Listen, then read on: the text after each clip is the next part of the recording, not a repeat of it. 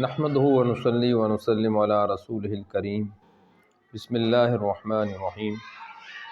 معزز سامعین و ناظرین، آج امت مسلمہ کے سامنے جو فلسطین کی حالت ہے اور اس سے پہلے کشمیر کی جو حالت رہی، اس کا تقاضا یہ ہے کہ شرعی اعتبار سے امت مسلمہ پہ اس وقت جہاد فرض ہو چکا ہے، اور اس میں کوئی دوسری رائے نہیں ہے۔ بہت سارے مفتیان کرام نے اس بارے میں فتویٰ دے دیا ہے کہ امت مسلمہ پہ اس وقت جہاد فرض ہے۔ یہ الگ بات ہے کہ آج امت مسلمہ بحیثیت مجموعی اس فریضہ جہاد کو انجام نہیں دے رہی، ورنہ قرآن پاک کی یہ آیت آپ سامنے رکھیں اور اس وقت موجودہ اہل غزہ کی کیفیت سامنے رکھیں کہ آج اہل غزہ کو صفحہ ہستی سے مٹانے کی کوشش کی جا رہی ہے،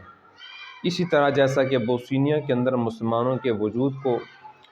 ختم کرنے کی کوشش کی گئی، آج اہل غزہ کے ساتھ یہی معاملہ ہے۔ اور اہل غزہ کے جو بچے ہیں، ان کی خواتین ہیں اور ان کے جو بوڑھے ہیں، وہ بالکل اللہ کی بارگاہ میں دعا کر رہے ہیں، اور اس آیت کا بالکل حقیقی معنوں میں اصداق ہے کہ اللہ رب العزت نے ارشاد فرمایا وَمَا لَكُمْ لَا تُقَاتِلُونَ فِي سَبِيلِ اللَّهِ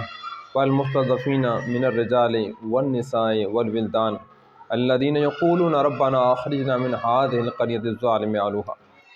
کہ تمہیں اے مسلمانوں کیا ہو گیا ہے کہ تم رائے خدا کے اندر قتال نہیں کرتے۔ یہاں باقاعدہ قتال کا لفظ ہے، جہاد کا بھی نہیں ہے۔ قتال کا معنی ہی جنگ کرنا، لڑنا ہے۔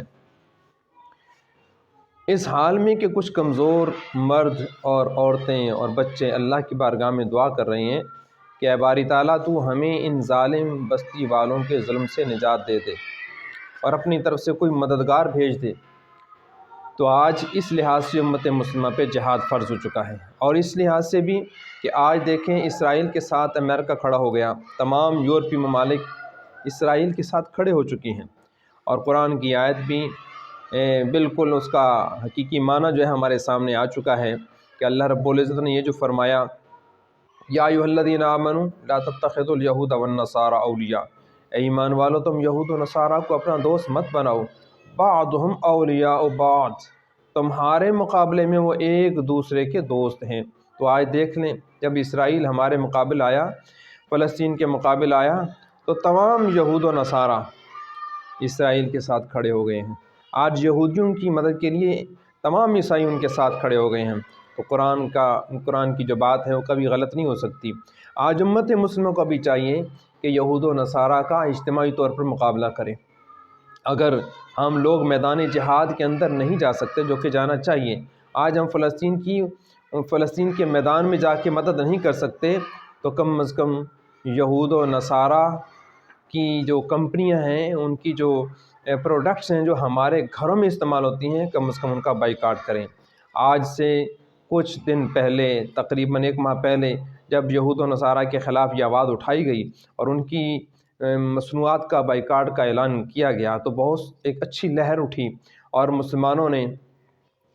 ان یہود و نصارہ کی پروڈکٹس کا اچھا بائیکاٹ کیا، اور اس کے نتیجے میں بڑی بڑی ملٹی نیشنل کمپنیوں کو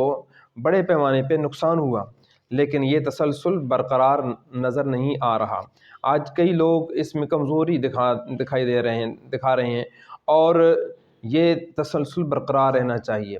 کیونکہ یہود و نصارہ ہمارے ساتھ مسلسل برسر پیکار ہیں، تو ہمیں بھی مسلسل ہی ان کے ساتھ برسر پیکار رہنا چاہیے۔ ہر لحاظ سے ہر میدان کے اندر یہود و نصارہ کا ہم نے مقابلہ کرنا ہے، تو جو بائیکاٹ کا معاملہ تھا ان کی مصنوعات کا، وہ سلسلہ بھی ہمیں اسی طریقے سے برقرار رکھنا چاہیے۔ تو میں اپنے تمام اہلیان اسلام سے اور اہلیان پاکستان سے اور اپنے مسلم بھائیوں سے یہ گزارش کروں گا، اپنی بہنوں سے یہ گزارش کروں گا کہ اپنے گھروں میں یہود و نصارہ کی مصنوعات کا استعمال ترک کریں، اور کوشش کریں کہ پاکستان کی اپنی بنائی ہوئی کوئی چیز ہو اس کو استعمال کریں، پاکستانی مصنوعات استعمال کریں، مسلم ممالک کی مصنوعات استعمال کریں۔ کم از کم یہ جہاد کی ایک ہلکی سی ایک صورت بن جاتی ہے۔ ہم اگر میدان جہاد پہ تو نہیں جا سکتے، تو کم از کم اس طریقے سے آپ फ़लस्तीनियों की मदद कर सकते हैं कि जब दुश्मन का नुकसान हो तो उससे अहल फ़लस्तीन को यकीनन कुछ न कुछ फ़ायदा ज़रूर मिलेगा। तो जहाँ तक जब हम सोशल बाइकाट और ये मसनूआत का बाइकाट करेंगे, यहूद व नसारा की मसनूआत का बाइकाट करेंगे, तो लाज़मी बात है फिर सवाल पैदा होता है कि हम क्या इस्तेमाल करें। तो ये बात बिल्कुल एक तहकीक शुदा है कि पाकिस्तान के अंदर भी जो हम रोज़मर्रा चीज़ें इस्तेमाल करते हैं, ये पाकिस्तानी मसनूआत मौजूद हैं। सिर्फ हमारी कंपनियाँ कमज़ोर हैं और हमारा जो है ना इस बारे में तवज्जो नहीं है, हमारी हुकूमत इस तरफ तवज्जो नहीं देती और यहूद व नसारा के एजेंडे पे हुकूमत अमल पैरा है और बैरूनी कंपनियां और मल्टी नेशनल कंपनियों को यहाँ पर ज़्यादा तक़वियत पहुँचाती हैं। तो हमें पाकिस्तानी जो मसनूआत हैं उनको ख़ुद तलाश करना चाहिए। बहरहाल इस पर इंशाअल्लाह फिर भी आपसे गुफ्तगू जारी रहेगी और इस पर गुफ्तगू होगी कि पाकिस्तान की कौन कौन सी मसनूआत हैं जिनको हम इस्तेमाल कर सकते हैं। अल्लाह ताला हमें फ़लस्तीनी मुसलमानों के साथ खड़ा होने की तौफ़ीक़ अता फ़रमाए।